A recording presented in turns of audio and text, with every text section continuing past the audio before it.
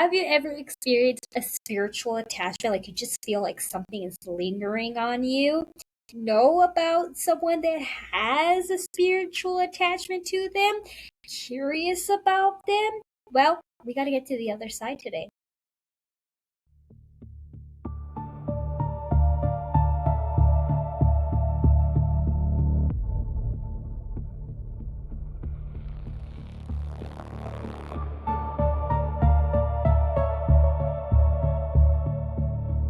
Hello, welcome back to the other side with me, your host ASOS. How's everybody doing? Mercury is in definitely in retrograde, and we have a new moon coming, and I don't know how I'm handling everything. I tried asking on TikTok for stories, and nobody delivered. I'm very disappointed, but it's spooky and cookie time. So I want y'all to think about this. You're around somebody, you just feel their energy, you feel like it's off, you feel like it's negative, you just feel like there's just something about their aura that's wrong. And you're like, what is going on? Well, sometimes we don't think that it could be a spirit impacting the space, but it's a good probability. I even had somebody message me asking me, how do I know if I do have a spirit attached to me? And I messaged back and I said, do you feel like your life is being drained? Do you feel like negativity is following you? Do you feel like when you look in the mirror, it's not yourself? Do other people tell you that they're noticing a shift in your energy? Do animals and kids react to you in a different way? There's all these little subtle signs that you can find. Are you taking pictures and noticing weird deformities of your image? Because I've seen that happen as well. Like people that have spirit attached to them and you see like orbs all around them, or you see like a distortion in the picture, or you see like a shadow, or you see a mist, or you see like a shift in their eyes. Those are all indications of a spiritual attachment. I have some personal stories. So when I was in college, I knew this person that had a weird aura about them. And one day they were so chill. They said, I have had a spirit attached to me for years. And I was like, you have more than one. And one is nasty. Like the other one was this elderly spirit. And I do to test that elderly spirits are not always good spirits. They usually manipulate you into thinking that you are. So I'm going to go on a side rail runaway track. I had a spirit who was an elderly woman attached to me when I was little, and I thought she was nice. But then I started noticing that she would scratch me, and she just started to turn on me, and I wasn't able to sleep. But then the spirit shapeshift, and then there's like this malevolent spirit that would like growl at me, and I would hear demonic things coming out from this spirit, and I knew it was bad, and I did not want to be around it. And I thought that was the worst one. But the worst one was like this little boy that it took form of. And again, you think that elderly people and little kids would not be scary because they're the most vulnerable population. They are seen as innocent. For this little boy, sleep paralysis, I would get nightmares. I would feel my chest be heavy. I just didn't feel okay. And then finally one day it all stopped. And I was very grateful for that. So that's why I'm saying, like, when I saw this other spirit on them, I was like, okay, it's not as bad as the first one, but it's still bad, right? So this other spirit that they had, like I said, was very nasty. One day they were sleeping over at my place, and I bet you're wondering, how did you allow that? I was in my early 20s, and I made a lot of questionable decisions in my early 20s. But I had let this person sleep over at my place one night, and I had woken up and I saw that spirit, the second one that was attached to them, in the corner. It's funny because both of the spirits, I always would see them in the closet for some odd reason. Like, you would be out with this person and you would never see them out like in public with them. But in every room that they would go into, if there was a closet, those two spirits would hide in there, which I always, again, found very curious. But the second one was by the closet, and it was large, and I could tell it was a demon, and I was like, I don't know this. And I could tell that it had power, and that it knew that it had power, that it would try to manipulate because it wouldn't show me its face, and it would mock me, and it just made me feel like I don't want this person around me anymore. And I do feel for this person because a lot of people did leave them, and I don't think that they ever resolved the two spirits that they had. Like, I don't talk to them anymore. I have no idea what's going on in their life, but I just feel personally like they never let this go because they don't care about the spirits attached to them. Like, they're so far gone into it that I just doubt that today they have fully released that energy. Now, the second person would not hear me when I told them about this. So this person I lived with briefly, this person would always complain that, negativity would follow them. They just felt like bad things would happen to them constantly. They couldn't shake whatever was going on with them, but they felt like something was going on inside of them personally. And I was like, well, listen, you have a spirit attached to them. And I told them, I said, listen, all the things that are going on in the home, it's all centered around you. You leave the home, and whatever's going on in the home leaves with you. You know what I mean? Whenever we're here by ourselves without you, we typically don't have any spiritual activity. There had been a few cases where we would hear and see things, but for the most part, most of the time, whenever they would leave, that would leave with them as well. Now, the first strange thing that I had noticed one night was that we have cameras outside, okay? But I had noticed that there was 3 knocks on the door, and we have dogs, and they started reacting to whatever was outside. But I heard the first knock, like knock knock, and the dogs reacted. The dogs barked. I checked the cameras, nobody was there, and I was like, nobody's there. We don't open the door, right? Number 1 rule: please, people, stop opening the door when somebody knocks or rings your doorbell, please. There's nobody there. There's nobody there. Don't let anything in, because whatever this was wanted in. I heard the second knock, and I get a pause. Still nobody outside, no nothing, but I would hear wind, and the door was shaking a little bit. I heard the third knock, and finally everybody came out of their rooms and was like, why are you not opening the door? I said, check the cameras, nobody's there. And I said, do not open that door. You will let it in. It wants in. We can't let it in. Now, the second incident that I had was when they were not in the home. They had left. I had some friends over. We were sitting in the living room, and it was right next to their bedroom. And as we were sitting there conversating, we started hearing somebody else talk, and we were like, who's talking? And we're like, it's coming from their room. And we're like, but they left. So who's talking in the room? Because there was 2 voices. It was a male and it was a female voice whispering to each other and having this conversation. And it was a very intense conversation. And we were like, but who's talking? Because there's nobody in their room. There shouldn't be anybody in the room. They left. We didn't see anybody come in. What's going on? And as soon as we stopped, paused, we all were looking at each other for confirmation of what we heard, and we were trying to be silent to hear more of these voices in the room. They had actually come back into the home and went into their room, and we asked, like, is anybody else in your room? And they said, no, like, why would anybody be in my room? And they told us to stop telling them that there was a spirit attached to them. Again, they just didn't want to hear it.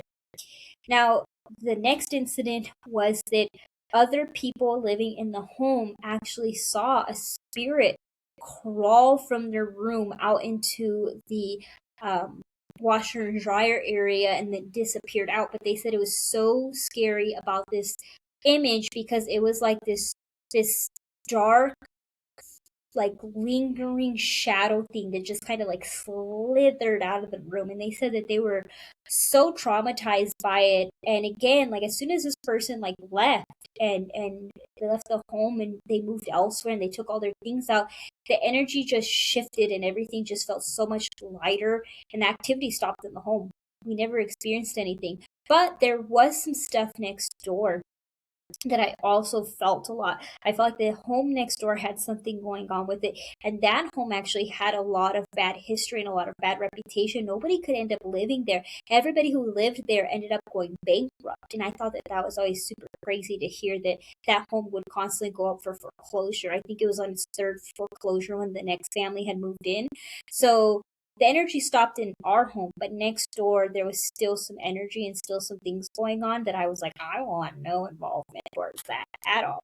Now, again, I tried asking you guys for stories on TikTok, and nobody provided any. So I went to Reddit, and I found this story right here from a Reddit user called Paranormal, Logical Point 3151. I had a true story. I had a dark spirit attached to me. If you don't believe me, then don't comment. 2 hearts. I love that. So when I was very young, I slept, walked, and talked a lot. It was pretty normal to our family, but extremely weird. My home was nothing positive. Me and my sisters were being abused by our mother. I'm so sorry.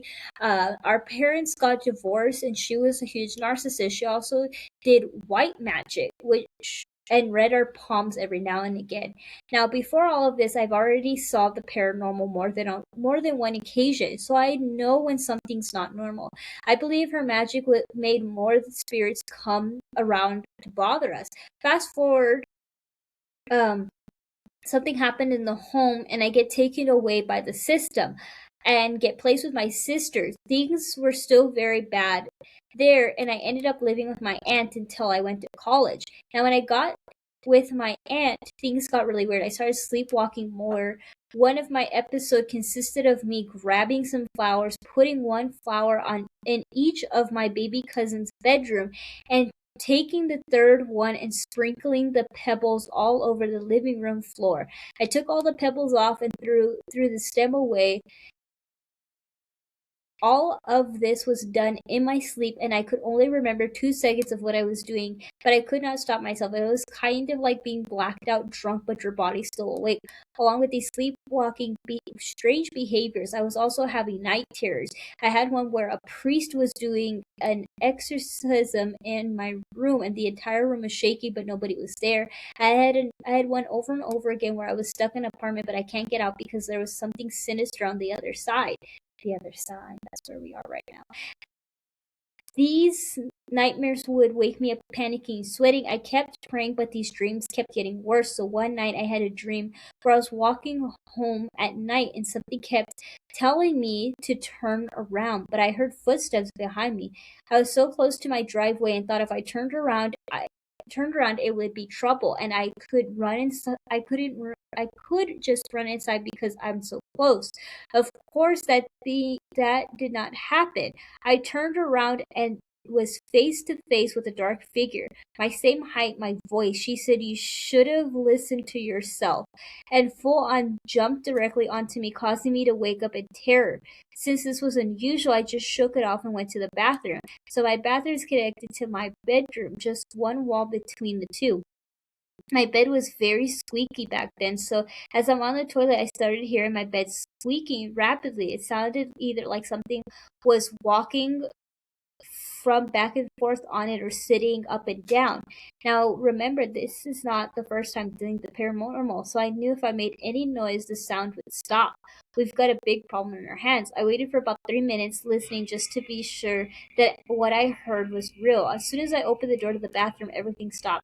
I realized that whatever was in my room was not in the house before I got there. My fears allowed this spirit to step into our world. It gets stronger than I was afraid of, and now it's only me and my aunt living there, and we live pretty in a pretty long ranch built house, one room on two complementary sides of the house. So I know it wasn't her. My aunt is a God fearing woman, so I immediately ran to go and pray. She went into my room and fought. When I tell you God is amazing, I slept like a baby, and all bad dreams and sleepwalking was gone just like that. If anybody's dealing with something like this, God wants you to know that to trust in Him and that He'll show you. Even my face was shaking. God brought me an angel to work for my goodness. So that's a crazy Reddit story, and I really feel like sleepwalking can actually be demonic. Like, I get that sleepwalking is a medical condition, and yes, it can be medically related, but I do think that since everybody always thinks it's so medically related, people forget sometimes that you can be controlled by things um, that are unseen. And it can get very scary with sleepwalking because you just can't control your body. So it's like neurological, but again, what if something else is manipulating you? I think that having bad dreams is always a strong indication that you have something attached to you. And I think that it's wild that that person turned around in their dreams despite something telling it not to. You know what I mean? Like, I think that was a very big mistake. But I'm glad that it went away for them. So I see this comment from Brave Conquest. It said, I just did a tarot card reading for somebody a few weeks ago, and the person had an entity attached to them.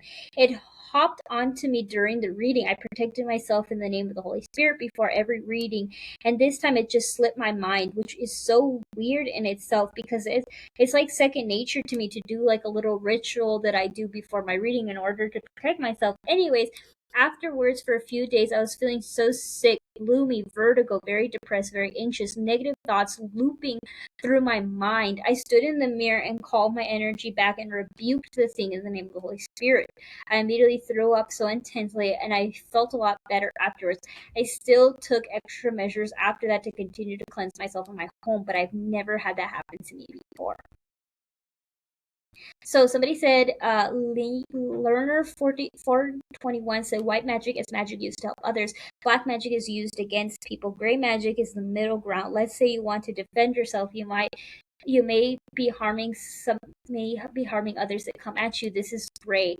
Then there's high, middle, and low magic, which is different things. They may also use the term right and left path. Just by the description, it doesn't sound like white magic if this person is mean. I doubt their magic will be nice, but it could be. Interesting part about the fear empowering entity. Maybe it was enraged or something.